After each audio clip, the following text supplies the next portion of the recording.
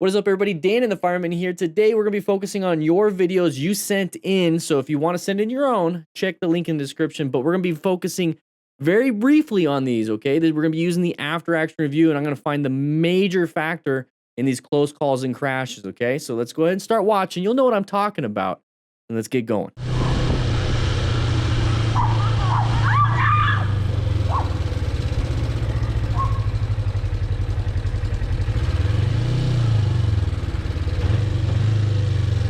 Jay Santiago, I'm glad you didn't hit this doggo. There's not much you can do with this. So everybody in class, pay attention here. Dogs, they're very unpredictable, just like deer and little kids running around in the streets. They don't think about that the road is a hazardous situation. Now, a dog was trying to chase the other dog across the street. You were coming. It's just a path of travel thing. So if you did crash because you hit the dog, hopefully you have full gear. That is why it's part of the smart rider principles. First, you have to seek out and recognize. Then you got to maintain your fundamental skills of braking, swerving, and basically using the bike. But if everything fails and you hit the ground, have full gear. Grab some gear, links in the description for a good set of beginner gear.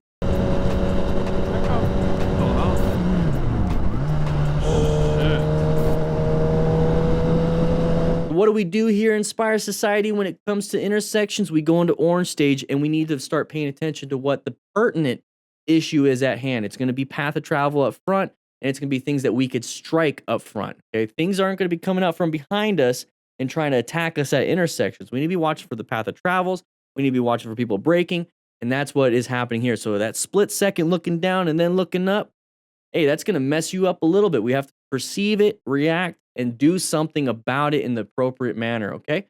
So pay attention up front. You know, it might have been white stage. We don't know. But everybody else, I'm glad we got to learn from this.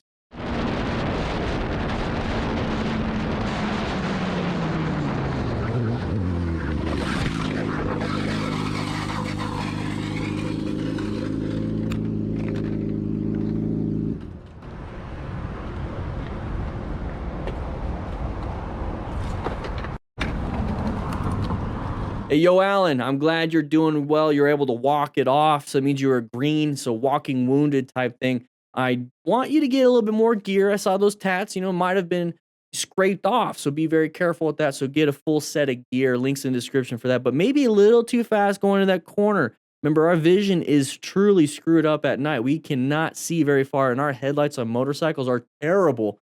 Notoriously terrible. So we can't be out riding our headlight. If you're going 100 miles an hour, and your headlight is only so far, can you stop in time? Can you react in that amount of time? If your headlight goes 100 feet at 20 miles an hour, whatever it is, I think you can, maybe not at 100. Okay, we talk more about this in depth on the live streams. You might want to check it out.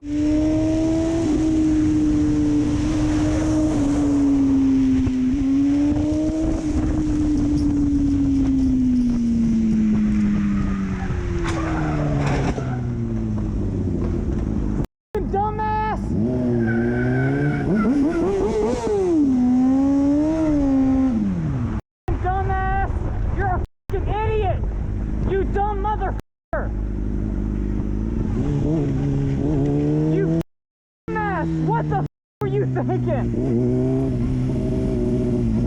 What the f? You dumb motherfucker, dude. Hey, Derek, I don't know what the context of this incident is. I don't know if you were doing something prior to this, but the thing is, this Jeep driver's an idiot. Okay? So once they pass you, don't try to get up next to him and punch mirrors like we typically see. I'm not saying that's what you did, because what we saw was you stayed behind, and that's what I would be doing. I'd be sitting back, watching the dumb do something, and if they crash, they crash. And if I feel like rescuing them, because that's part of the smart rider principles, I will make that choice. But I don't want to be behind them, because then they can strike me. So you did pretty good, Derek. You can go ahead and yell at them for being dumb. They got crash bars, they got seatbelts, airbags. We don't.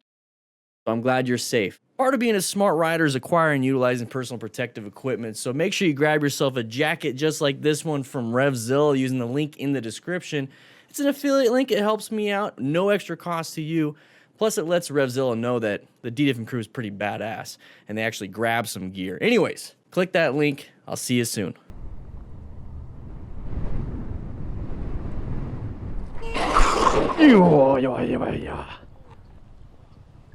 Hey, Mephisto, I don't know exactly what happened here. There could have been possible factors here and there. I mean, I see leaves. I mean, I don't know how cold your tires are. I don't know how good your tires are. It doesn't look like you slammed that front brake. 30 kilometers per hour. That's still pretty dang good for a turn like this. So here's the thing. We went through all those possibilities. So how is your tires? What is your speed? How good is it? Is there gravel and leaves on the road? See, I'm starting to guess, but if we can mitigate all those little things, then we can possibly get ourselves out of the situation. Sometimes stuff happens, and that's why you wear full gear. So I'm glad you're doing fine. I'm sorry. I don't know what to do with this one.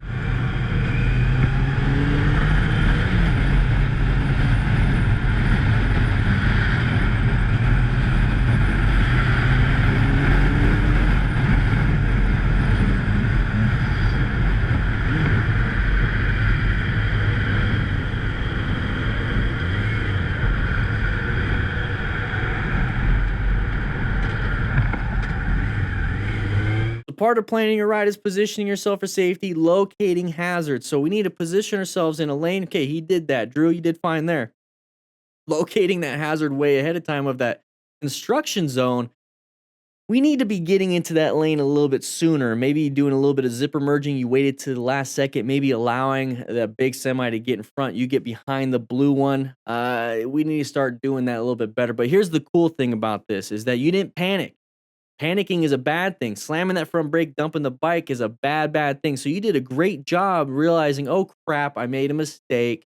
Here's the thing. I'm going to get myself out of it. And this is what I love about motorcycles. We're so nimble. We can get ourselves out of a lot of these situations. And you did a great swerve and found an escape path. Thankfully, there is still a road there and it wasn't all chalked up and cut around and it's just rocks and gravel. Glad there's still something there for you to escape to, but let's go ahead and, double check what we're doing out on the road, being a little bit safer.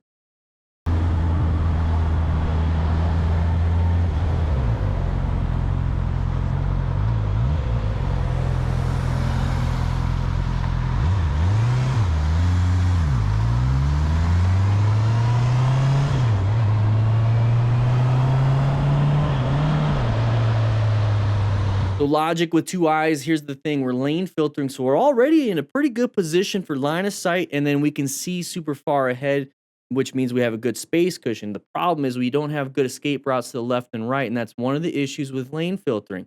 Also, the line of sight to the sides, because there's vehicles, to your sides, can't see very well. So when this big van decided, hey, I'm going to take this nice free space, gave you a little scary. So we got to be paying attention a little bit more, understanding that's going to be a possibility. Thankfully, you didn't slam the brakes too hard. The road looks a little wet and you're on paint line, so be aware of that. Thankfully, he didn't cross in front of you and you slammed into him, but I think we both learned. I think we all learned that this could happen. Let's not panic about it. And hopefully those of you that are riding around in the United States where it's legal to lane filter, realize this is a possibility. And I don't want you crashing because you got a little scared.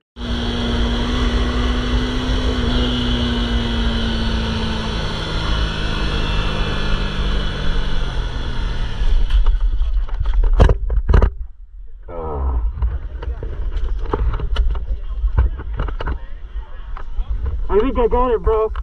Xavier Sosa, you went a little too fast around this decreasing radius turn. Now, a normal turn is just kind of like that 90-degree turn. Decreasing radius is like, hey, I'm going to go ahead and do this, but then I'm going to go back a little bit.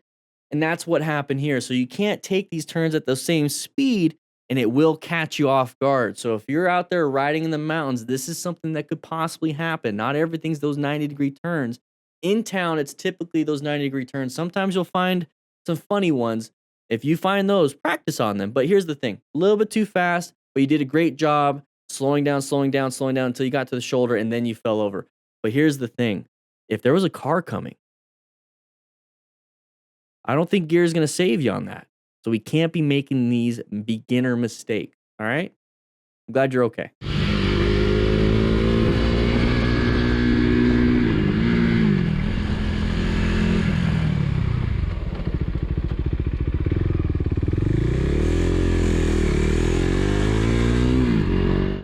Hey, Boris, you did an amazing job. You're going around the corners. You're having a great time. But here's the thing. You're also being situationally aware. You're a smart rider. We can already, we talked about this.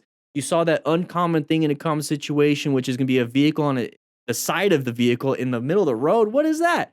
You saw it ahead of time. You were able to mitigate and slow down so progressive brake pressure in a curve. So that is an emergency move because it's kind of difficult to do. So this is something you want to practice. You can do this in the MSF too.